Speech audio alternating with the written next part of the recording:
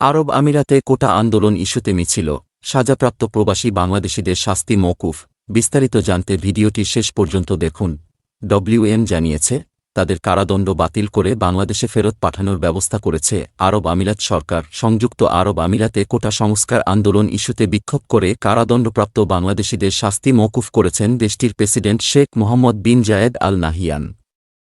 মঙ্গলবার ৩ সেপ্টেম্বর আরব আমিরাতের সংবাদ সংস্থা ডব্লিউএম এক প্রতিবেদনে এ তথ্য জানায়। বিক্ষোভে অংশ নেওয়ার জন্য দণ্ডপ্রাপ্ত ৫৭ প্রবাসী বাংলাদেশিদের মধ্যে ৩ জনকে যাবজ্জীবন, ৫৩ জনকে ১০ বছরের এবং ১ জনকে ১ বছরের কারাদণ্ড দেওয়া হয়েছিল। এদিকে বাংলাদেশিদের মুক্তি পাওয়ার প্রতিক্রিয়ায় এক প্রেস ব্রিফিংয়ে পররাষ্ট্র উপদেষ্টা তৌহিদ হোসেন বলেছেন, আরব আমিরাতে বিক্ষোভ করায় আটক প্রবাসীদের ছাড়া পাওয়া বাংলাদেশের কূটনৈতিক সফলতা।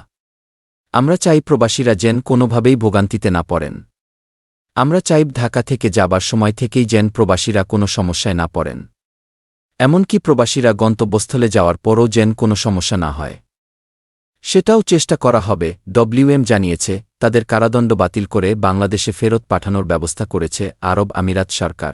আরব আমিরাতের প্রেসিডেন্টের নির্দেশনা অনুসারে দেশটির attorney general chancellor Hamad Al Shamsi ৫-৭ বাংলাদেশির সাজা বাস্তবায়ন বন্ধ করে তাদের দেশে ফেরত পাঠানোর প্রক্রিয়া শুরু করতে একটি আদেশ জারি করেছেন।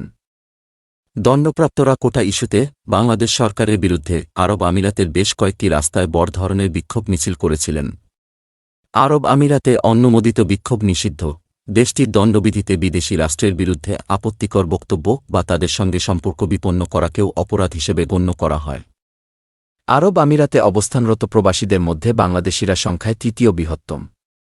দেশটির মোট জনসংখ্যার ৯-২ লাখের বেশি, মাত্র ১% আমিরাতি। সংযুক্ত আরব আমিরাতের আইন অনুযায়ী সেখানে রাজনৈতিক দল ও শ্রমিক ইউনিয়ন গঠন করা নিষিদ্ধ।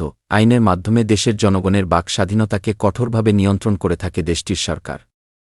সেখানকার প্রায় সব শীর্ষস্থানীয় সংবাদ মাধ্যমই রাষ্ট্রীয় মালিকানাধ।